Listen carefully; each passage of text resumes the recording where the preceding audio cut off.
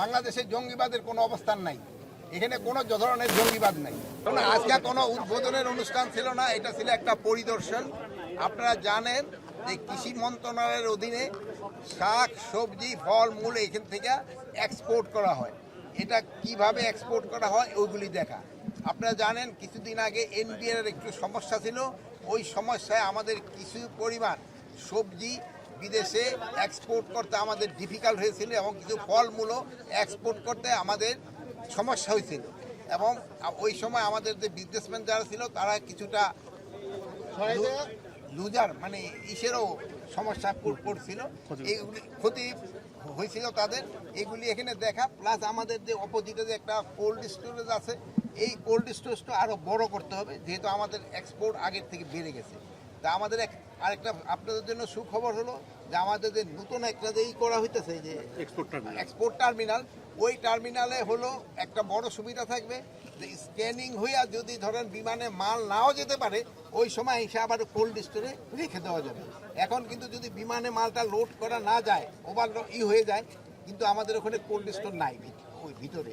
But নতুন টার্মিনালে এই প্রভিশনটা আছে, এটা হয়ে গেলে একটা সুবিধা হবে। আর আমরা প্লাস এই যে এখানে দেখেন পানের, এখানে দেখলেন অন্যান্য সবজি, এখানেও আমরা একটা কোল্ড স্টোরটা আরও বড় করে দিতে চাচ্ছি, যেহেতু আমাদের শুধু একটা আইটেমের উপরেই থাকতে হবে না, আমরা বিভিন্ন আইটেম যেন আমরা এক্সপোর্ট করতে পারি এবং কিভাবে এটা বৃদ্ধি করা যায় এই জন্য চিন্তা ভাবনা করা হয়েছে। মানে অ্যাডভাইজার একটু অন্য বিষয়, যে সেটা হচ্ছে মালয়েশিয়া থেকে বেশ কয়েকজন জঙ্গিকে ধরা হয়েছে এবং ফেরত দেওয়া হয়েছে বাংলাদেশে, আমরা যতদূর জানি। কিন্তু আপনাদের বিভিন্ন পক্ষ থেকে কিংবা সংস্থা থেকে দাবি করা হয়েছে বাংলাদেশে কোনো জঙ্গি নেই।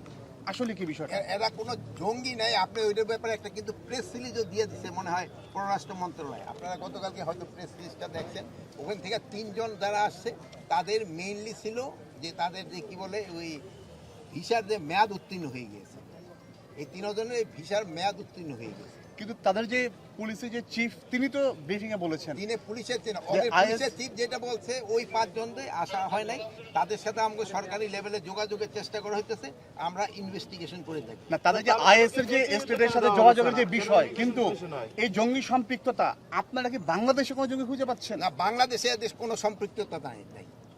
স্যার, কিন্তু ওখানকার আইজিপি বলছেন যে তারা বাংলাদেশের আইএস ইউনিটের জন্য অর্থ সংগ্রহ করে। ওখানকার আইজিপি কি বলছে আমি জানি না। তো ওখানকে থেকে আমরা যেই মেসেজটা পেয়েছি, অফিসিয়ালি লেভেলে আমরা কোনো সরকারি লেভেলে মেসেজ পাই নাই। আমরা এইভাবে বিভিন্ন মাধ্যমে আমরা যে মেসেজটা পেয়েছি, ওইটার একটা কিন্তু প্রেস সিরিজ আমাদের পররাষ্ট্র মন্ত্রণালয় থেকে আপনাদের দেওয়া হয়েছে। স্যার, তাহলে এটিইউতে কেন দেওয়া হলো, ইমিগ্রেশন পুলিশে কেন দেওয়া হলো না তাকে? ইমিগ্রেশনের থেকে তো এটিইউতে না হয়েছে, অসুবিধা কি? বাংলাদেশের জঙ্গিবাদের যে অবস্থান এখন কি মনে হচ্ছে? বাংলাদেশের জঙ্গিবাদের কোনো অবস্থান নাই, এখানে কোনো ধরনের জঙ্গিবাদ নাই। আপনাদের সহযোগিতায় কিন্তু এখানে জঙ্গিবাদ নির্মূল করে দেওয়া হয়েছে। এটা ক্ষেত্রে আপনাদের ক্রেডিট সবচেয়ে বেশি। আপনারা সবাই মানে কোনো ধরনের, আপনারা এই যে গত 10 মাসে কোনো একটা ইনফরমেশন দিতে পারছেন জঙ্গিবাদের? যেহেতু নাই, আগে ছিল আপনারা দিচ্ছেন, এখন নাই আপনারা দেন না। মাননীয় অ্যাডভাইজার, এই যে বিভিন্ন দেশ থেকে যে কথাগুলো আসতেছে, এটাকে আপনি মনে করেন যে বাংলাদেশের উপর কোনো তকমা লাগানোর কিংবা কোনো ধরনের করার জন্য থ্রেট, কিংবা এখন বিভিন্ন দেশের থেকে হয়, এটা হয়তো পররাষ্ট্র মন্ত্রণালয় আপনাদের ভালো বলতে পারে। শিয়া বাটার ও ভিটামিন ই সমৃদ্ধ লিলি হালাল বিউটি সোপ, তারুণ্যময় উজ্জ্বল ত্বকের জন্য।